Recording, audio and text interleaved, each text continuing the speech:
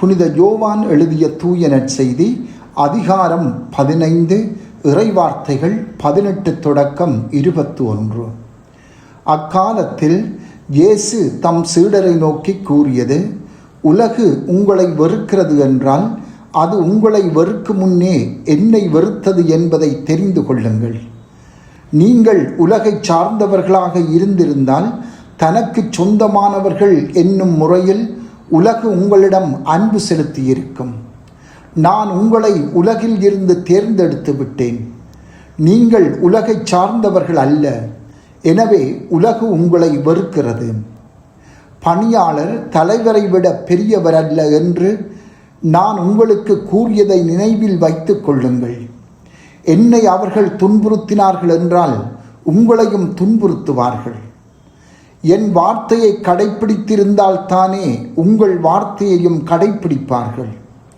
என் பெயரின் பொருட்டு உங்களை இப்படியெல்லாம் நடத்துவார்கள், ஏனெனில் என்னை அனுப்பியவரை அவர்கள் அறிந்து கொள்ளவில்லை.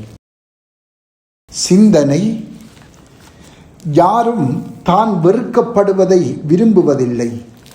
ஆயினும் நான் உங்களை உலகில் இருந்து தேர்ந்தெடுத்து விட்டேன் என்றதனால் உலகம் உங்களை வெறுக்கிறது என்பதை ஆண்டவர் தெளிவாக கூறுகின்றார்.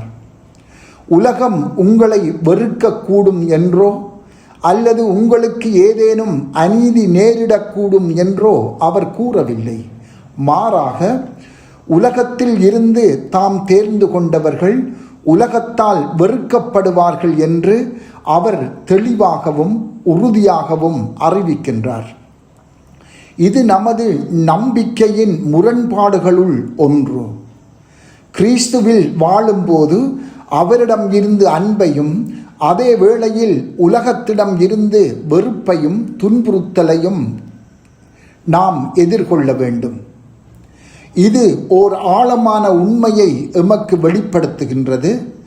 நாம் இனி இவ்வுலகின் நிலையற்ற விழுமியங்களால் கட்டுண்டவர்கள் அல்ல, மாறாக மகிழ்ச்சி, அமைதி மற்றும் உண்மையான சுதந்திரம் காணப்படும் கடவுளின் நிலையான அரசில் பங்கு பெறுகின்றவர்கள் ஆவோம். இங்கு சொல்லப்படும் உலகு என்பது கடவுளின் படைப்பு அல்ல, கடவுள் படைத்த எல்லாம் நல்லவையே.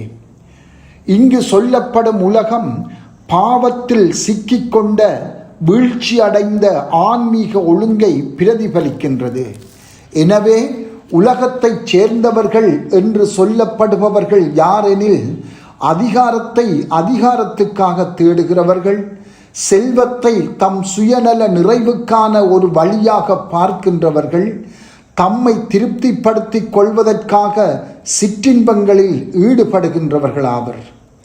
வீழ்ச்சியுற்ற இந்த உலகின் விழுமியங்களுக்கு ஏற்ப வாழ்வது முட்டாள்தனமாகும்.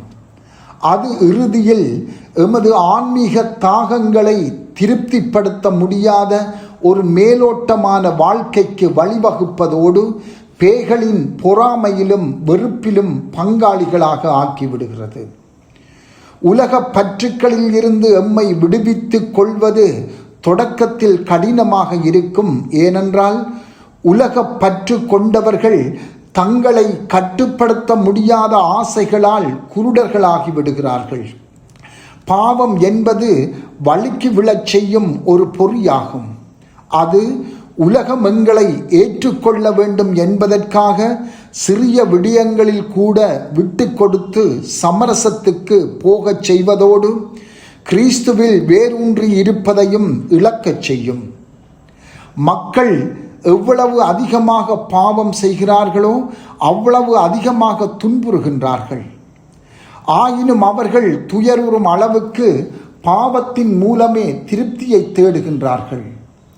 பாவம், துயர், திருப்தி என்ற வட்டத்தை உடைக்கும் போதுதான் அமைதி நிலை பெறத் தொடங்கும், விடுதலை கிடைக்கும். இந்த உலக மாயைகளில் இருந்து எம்மை விடுவித்துக் கொள்வதற்கான போராட்டத்தின் மத்தியில் இயேசு ஓர் உண்மையை கூறுகின்றார். நான் உங்களை தேர்ந்தெடுத்து விட்டேன். எதற்காக ஆண்டவர் எம்மை தேர்ந்தெடுத்தார்? இறை தன்மை கொண்ட முழுமையான நிலை வாழ்வுக்காகவே எம்மை உலகில் இருந்து பிரித்தெடுத்தார். உலகம் தரும் துன்பத்தை மகிமைக்கான பாதையாக மாற்றி அவரோடு எம்மை அது ஒன்றிணைக்கின்றது. நான் கிறிஸ்தவன், கிறிஸ்தவள் என்ற எமது அடையாளத்தை நாங்களே உருவாக்கி கொண்டது அல்ல. மாறாக இந்த தெரிவில் அது ஊன்ற பெற்றுள்ளது. இந்த தெரிவு உலக பற்றுக்களில் இருந்து எம்மை விடுவிக்கும் பணிக்கான ஒரு தெரிவாகும்.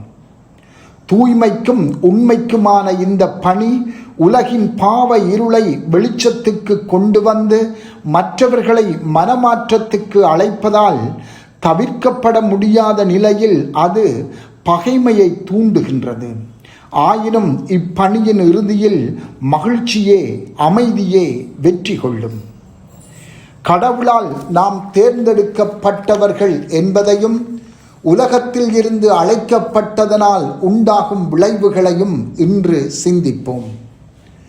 உண்மையாகவே நம்பிக்கையை வாழும்போது விமர்சனத்துக்கும் துன்புறுத்தல்களுக்கும் உள்ளாவோம் என்பதை கருத்தில் கொண்டிருப்போம்.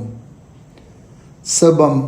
ஆண்டவரே, உமது வெற்றியில் நாம் நம்பிக்கை கொண்டிருக்கவும் இந்த உலக பற்றுக்களில் இருந்து விடுதலை பெற்றுக்கொள்ள தொடர்ச்சியாக உழைத்து கொண்டிருக்கவும் அருள் தாரும். ஆமென்.